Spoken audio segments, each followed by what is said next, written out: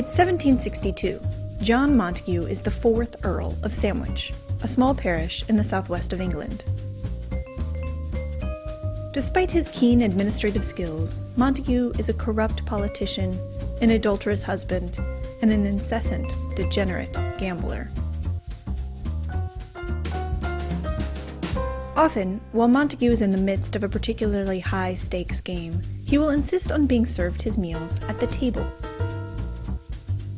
In a moment of vision, though likely inspired by his travels, the Earl orders his meat and cheese be brought to him stacked between 2 slices of bread, so that he may eat with one hand while continuing to gamble with the other. In one notorious episode, Montagu spends a full day and night gambling.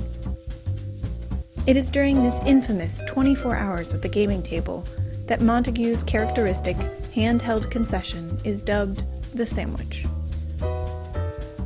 According to one estimate, Americans now consume more than 300 million sandwiches every day.